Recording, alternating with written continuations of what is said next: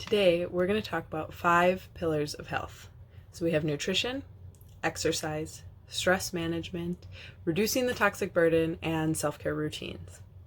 My name is Lauren, and I empower moms with the knowledge and tools to care for themselves and for their family naturally, and build a business from home during nap time. So our first pillar, nutrition. What you eat matters just as much as how much you eat. So sugar, gluten, processed foods, and caffeine are the biggest offenders in our modern diet. So let's look at these a little bit further. Sugar causes insulin spikes that lead to excess fat storage, and it affects our cortisol levels, which in turn affects estrogen and progesterone levels. So it's dramatically affecting our hormone balance. And we know, ladies, how much our hormone balance impacts the rest of our life. Common symptoms can include brain fog, mental chatter, insomnia, increased appetite, depression, anxiety, cravings, and the inability to feel full. Do you experience any of those? I know that I do, and this is a mission that I am on now, that I'm really trying to change in my life and for my family. And it's hard because, man, sugar is good. I mean, bad for us, but it tastes good. Excess sugar stresses your body, causing inflammation. It's taxing to your liver and damaging to your arteries. Did you know that sugar is cancer's favorite food? If we can eliminate sugar, we can help our liver process out the other toxins. So maybe start small. So switch to a savory breakfast instead of a sweet one. So instead of sweet cereals, cinnamon rolls, pancakes and syrup, maybe start with a green smoothie or some eggs with spinach and avocado. So now caffeine revs up our adrenal hormones. They rise and they stay up for far too long. So caffeine actually ends up mimicking stress in our bodies, which is the very thing that we're trying to eliminate in our lives. It can cause crazy problems for your thyroid and trigger cortisol level spikes. So maybe try switching as you're looking to cut down on caffeine, maybe dropping down to that 1 coffee a day instead of a pot, or getting rid of the energy drinks. You can try switching to a matcha green tea as you transition from your current habits. This, still has that bit of caffeine to help you ease the transition. And it's packed with antioxidants. So you can try switching to an infused water as well. So putting some sliced oranges or lemons into the water, letting them soak in the pitcher. You can even add a drop of essential oil and mix that in. If you have the fruit slices, that can help the essential oil spread through the water as well. And that can give some great flavor and variety and excitement to your beverages. It helps keep you hydrated. It has all of the wonderful properties of whichever oils you're using, whichever essential oils, as long as you're using the 100% pure, high quality, high potency oils. So check out our last video about that if you have any questions on how to determine what that would be. So then our next one, gluten. Gluten creates an inflammatory response in your thyroid and in your gut. There was a study recently looking at ancient grain versus the new grain, so some of the genetically modified grains and things like that, and comparing that among 2 test populations. So looking at people who are known celiac or gluten intolerant and people who don't feel that they have a problem with gluten. And what they found is that everyone was impacted, and it didn't matter if it was the ancient grain or the new grain. So even if you don't feel that you have celiac or you've tested negative for it, just because you don't have such an extreme intolerance, does not actually mean that your body can tolerate and break down gluten. So despite its deliciousness, it's actually indigestible to the human body. And over time, you can build up these intolerances and then be affected by even really small amounts. And I know the gluten-free diet can sometimes be kind of intimidating. It's not always as tasty, but I can tell you, my sister has been strictly gluten-free for years now, and it seemed rough at first, But once you learn to cook without it, you learn the substitutions, it's really not bad, and you can make some really delicious things that are much healthier for your body. Essential oils can also help you resist some of these cravings and support your body as you work to lose weight. So as you're trying to get rid of the gluten, especially the sugar, caffeine, you're cutting these things back.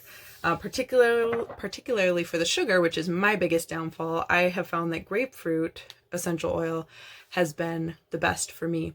I can take a drop of it. I don't even use a full drop, actually. I just put my finger on the edge of the bottle and tip my thumb and tip it back and just wipe it, and then just that little bit that comes off, push it up to the roof of my mouth and hold it there. And that works really well for helping curb my cravings. Pillar number 2 is exercise. So for this, my biggest tip is choose an activity that makes your body and your soul happy so that you don't give it up. So for me, I know that running works really well for getting my body in shape, but man, do I hate running outside. Like I hate it. I've tried so many times. I want to love it. I don't love it. And so then I stopped doing it, and then I just can give up. So for me, having an elliptical to run on was a game changer, because then I can go run on this elliptical. I feel good running. It helps get, the endorphins up and get the toxins out, and I enjoy it. I don't have to run outside. So I find that I actually end up doing it then. So find something that is not just good for your body, but actually makes your soul happy as well. Essential oils can be extremely supportive for your body during pre and post exercise routines and really speed up that recovery time. My absolute favorite go-to, Deep Blue.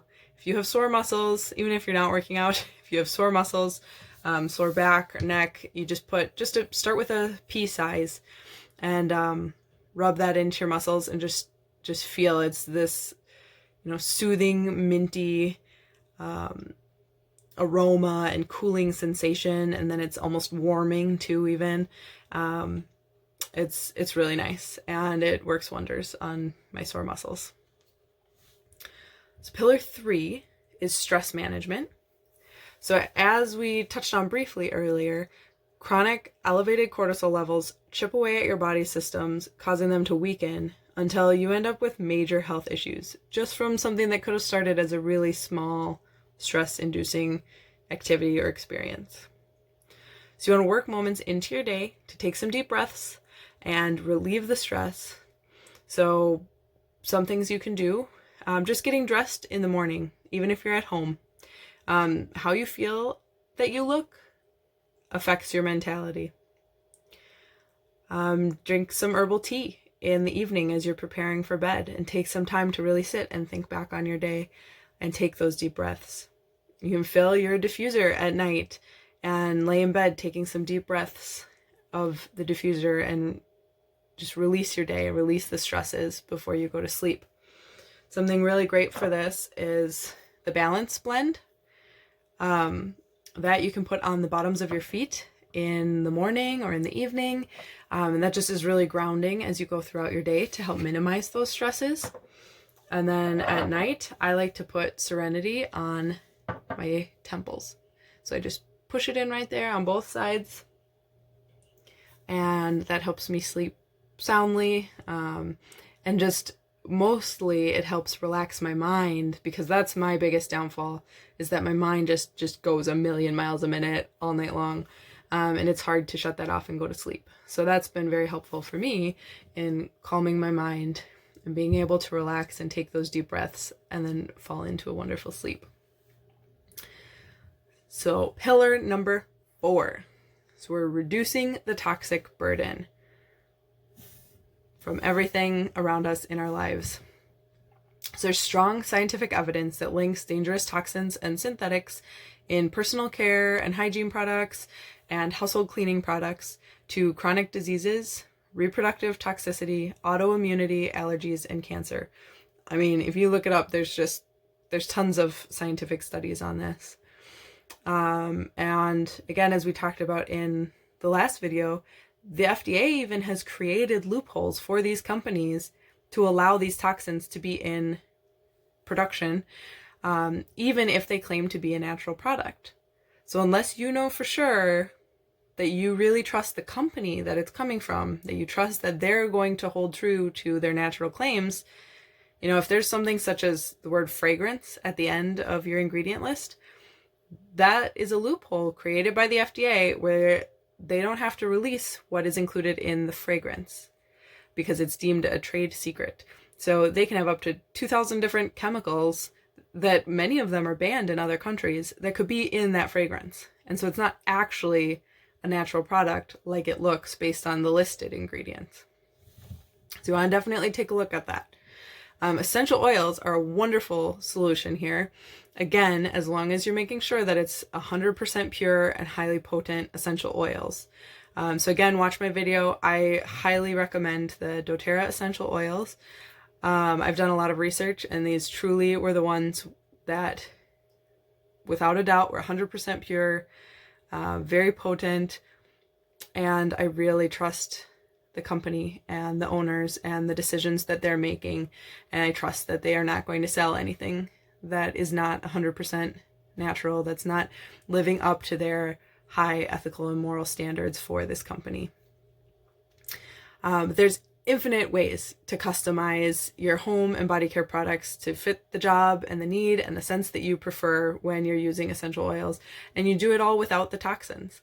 So there's information and recipes for this everywhere. So I definitely recommend, before you start searching, to start small. So pick a single spot in your home and a single product even maybe that you're hoping to find a replacement for.